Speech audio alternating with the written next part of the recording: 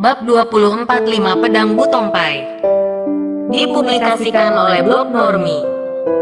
Keesokan paginya, Lai ramai oleh orang-orang yang membicarakan kejadian di rumah Teng Teng semalam.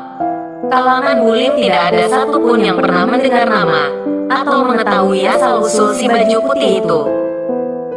Ilmu silatnya asing, gerakannya aneh, tindak tanduknya pun tidak kalah aneh. Mereka yang beruntung menyaksikan kejadian semalam seperti menjadi orang terkenal karena banyak orang yang mencari mereka untuk meminta cerita yang jelas. Sejak pagi itu muncullah julukan baru, Dewa Pedang Berambut Merah, Angloat Kiam Sian.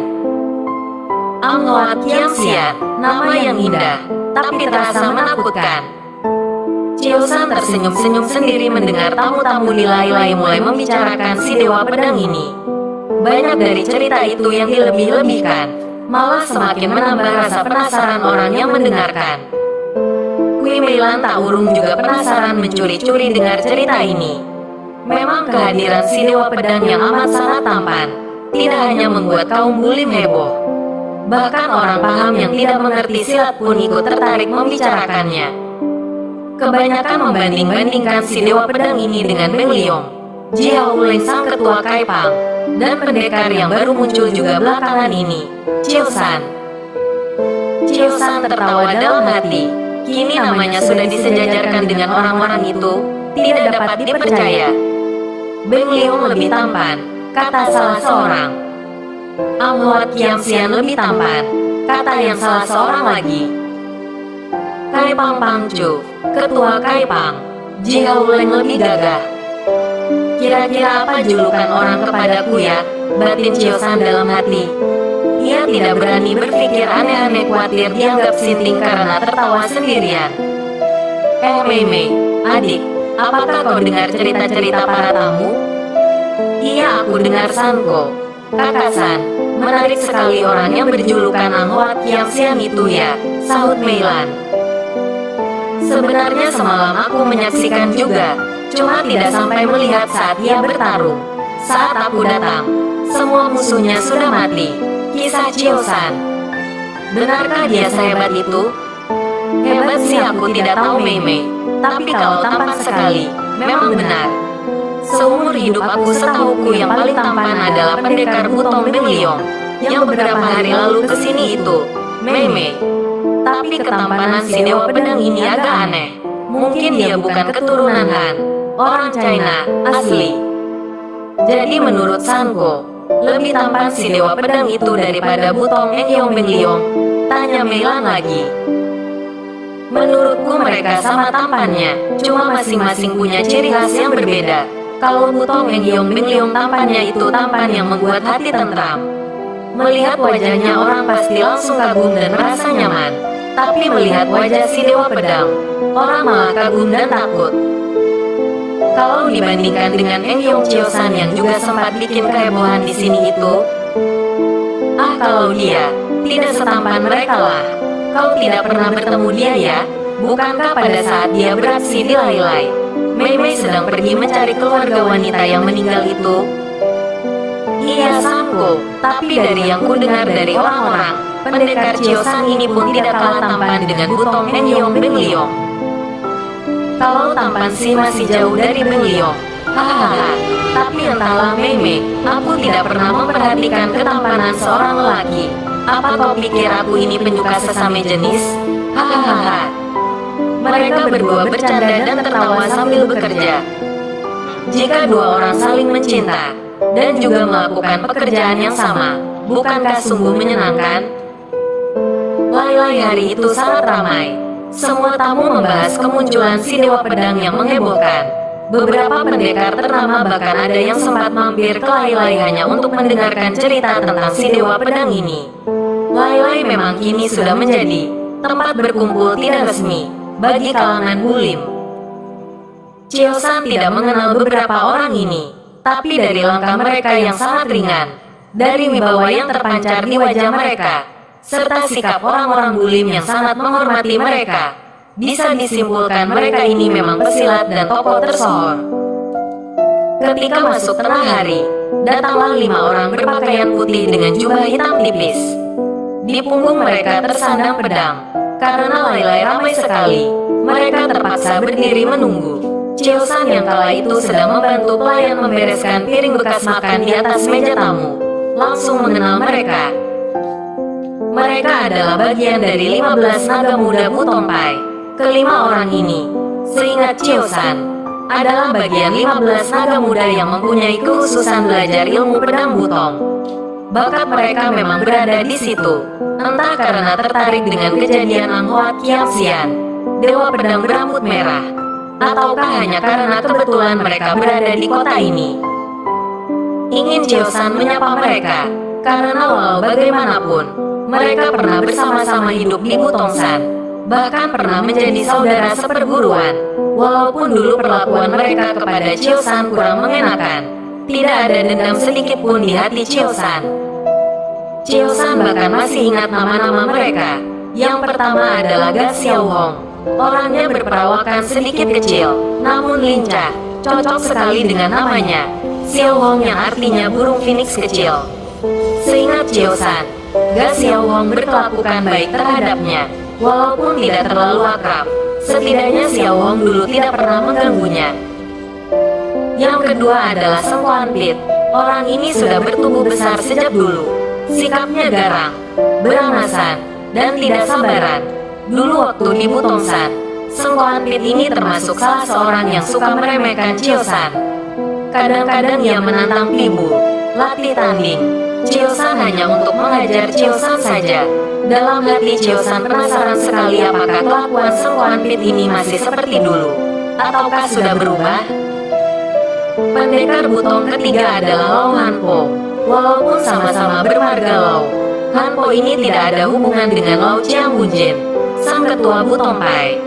Lau Hanpo juga berbadan tegap seperti Seng Kuan Pit, tapi jauh lebih pendiam. Cuma saja, sekali buka mulut pasti ucapannya tidak mengenakan. Chiosan sering dicercanya sebagai anggota naga muda yang tidak becus.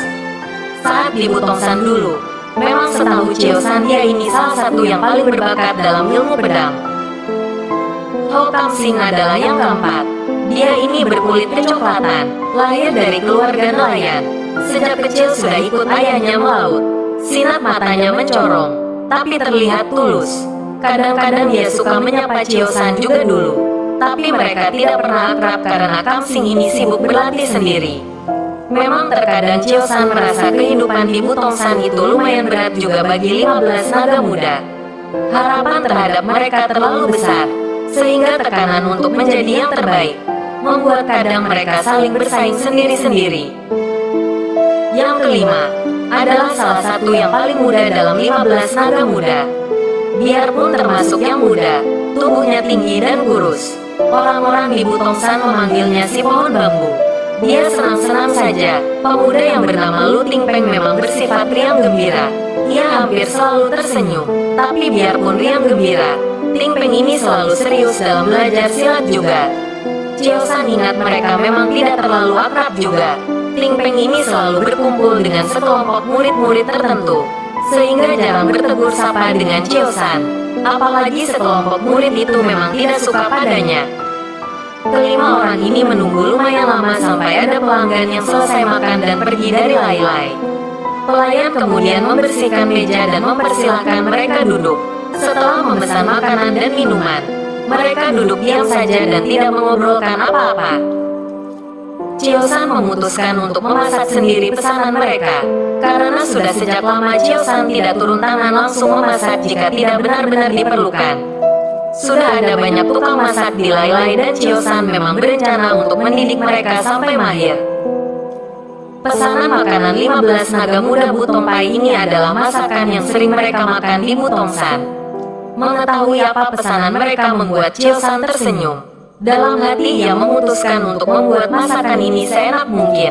Memang butuh waktu sedikit lebih lama, tapi hasilnya pasti mencenangkan. Dan benar saja, suapan pertama membuat mata kelima orang itu berbinar-binar. Benar kata Liongko, masakan di sini enak sekali, kata Lu Tingpeng. Yang lain mengangguk-angguk. Benar dugaan Chiosan, pasti Beng Liong yang menceritakan restoran ini kepada orang-orang di Butongsan. Ia lalu ke ruang depan, dan memberanikan diri menyapa mereka. Selamat siang tuan-tuan, nama saya Hasan. Saya adalah koki di sini. Boleh saya tahu pendapat tuan-tuan tentang masakan kami? Enak sekali Hasan.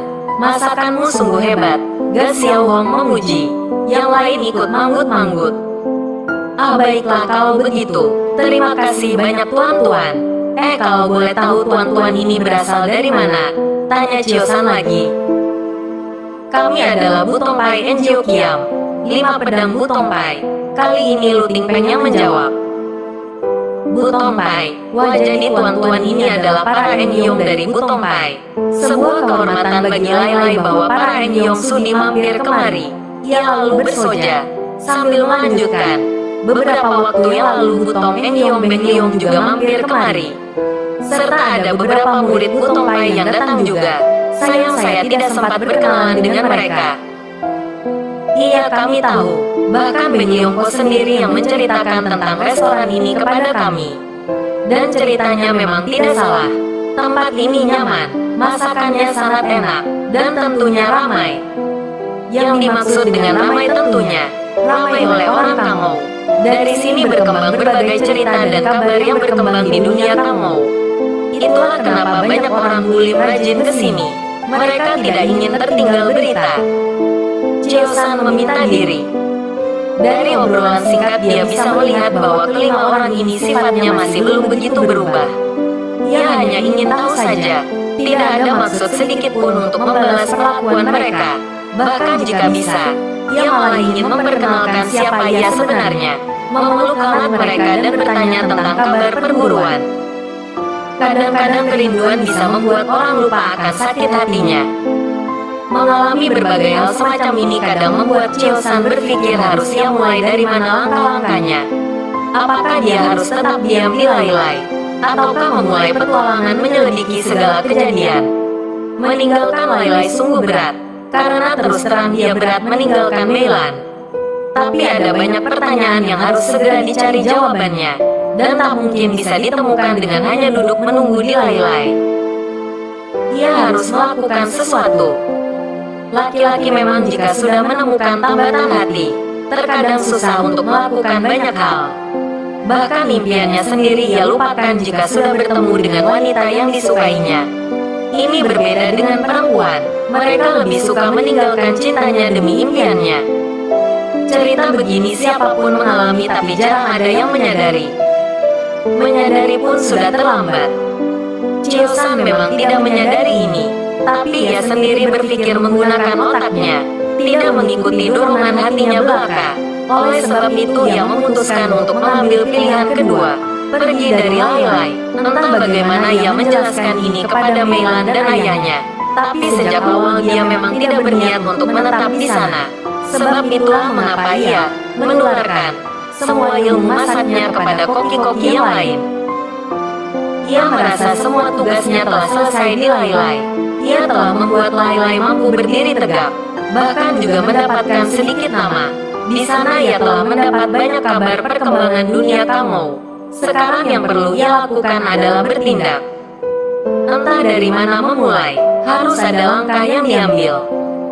Maka malam itu, Chiosan sudah membereskan beberapa barang-barangnya, beberapa helai baju, dan juga baju yang dipakainya saat menjadi Chiosan yang sebenarnya.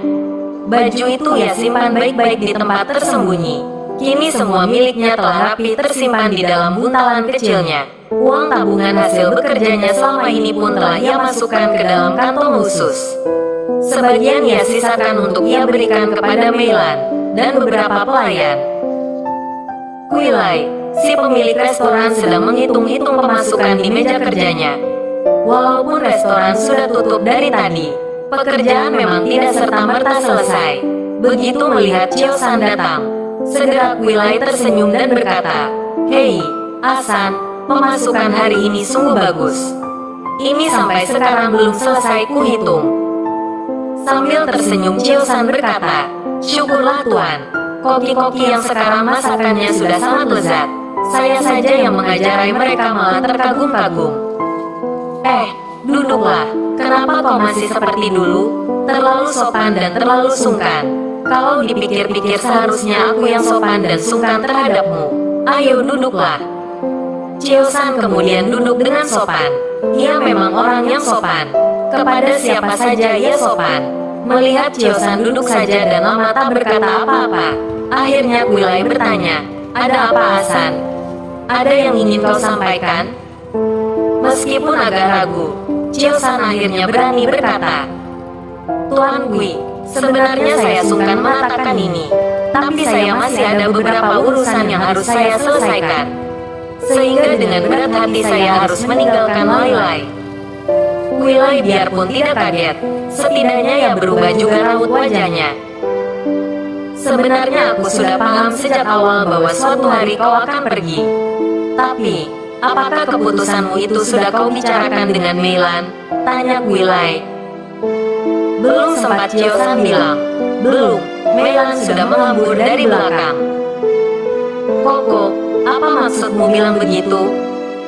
Cheo-san tersenyum. Sejak dulu dia sudah tahu, cara menghadapi wanita yang sedang marah adalah dengan diam. Meilan memang sedang marah. Tidak ada perempuan yang bahagia jika akan ditinggal pergi lelakinya. "Koko mau pergi kemana?" Dahi dan alis matanya merenggut. Jika ada perempuan memandangmu seperti itu, lebih baik segera lari atau minta ampun. Tapi Cheo-san tidak melakukannya. "Mei-mei, duduk dululah. Mari kita bicarakan," katanya. "Kalau aku tadi tidak kebetulan mendengar percakapan kau dan ayah, apakah kau akan mengajakku duduk dan bicara baik-baik?" tanya Meilan masih dengan raut muka yang sama. Tapi dia sudah duduk. Selain tersenyum, cara apa lagi yang bisa kau lakukan menghadapi perempuan yang sedang marah? "Mei-mei, aku memang ingin membicarakannya dengan dirimu. Tapi bukankah aku di sini bekerja sebagai pegawai Tuan Gui? Bukankah sudah seharusnya aku membicarakan dulu dengan beliau? Kata orang bijak, seharusnya kita mengutamakan urusan pekerjaan dulu baru urusan pribadi." Mei-mei bisa mengerti. Meminta perempuan mengerti sesuatu, rasanya seperti minta harimau menjadi domba. "Tapi bukankah kepergianmu ini karena urusan pribadi, Sanko? Jangan menggunakan alasan pekerjaan. Jika kau memang mau meninggalkan kami, ya pergi saja. Tidak usah pakai alasan macam-macam," kata Meilan ketus sambil membanting kaki. Melihat Cheo-san tidak berkata apa-apa, Meilan malah tambah merajuk. "Ya sudah, kalau mau pergi ya pergi saja." Ia lalu berdiri dari duduknya dan menuju kamarnya. Terdengar suara bantingan pintu. Cheo-san dan Kuilai hanya bisa saling bertatapan. Lalu Kuilai berkata, "Biarkan dulu saja. Ia mungkin sedang marah karena mendengar kau akan pergi. Jika marahnya sudah reda, ajak dia bicara baik-baik." "Kapan kau akan pergi, Hasan?" "Paling lambat besok siang, Tuan. Saya mungkin akan membantu dulu pekerjaan besok. Jika sudah selesai, baru saya akan berangkat," jawabnya. Tidak perlulah kau mengerjakan teteh bengek dapur. Cukup perhatikan saja segala keperluanmu, Hasan. Apakah sanggumu sudah cukup?" Sambil berkata begitu ia merogoh uang dari laci. "Tabungan saya cukup banyak, Tuan." Sudahlah, ambil ini sebagai tambahan. Dan jangan membantah. Haha, ku tahu kau pasti menolak, Hasan. Terimalah, sekedar rasa terima kasihku atas segala yang kau lakukan di sini selama ini. Jika orang sudah memaksa, maka tak enak rasanya menolak. Cheo-san menerima uang itu. Jumlahnya sangat banyak, entah mau dia apakan uang itu. Dengan sopan ia lalu meminta diri. Cheo-san sebenarnya ingin berbicara dengan Meilan saat itu, tapi akhirnya memutuskan untuk menemui Meilan besok paginya saja.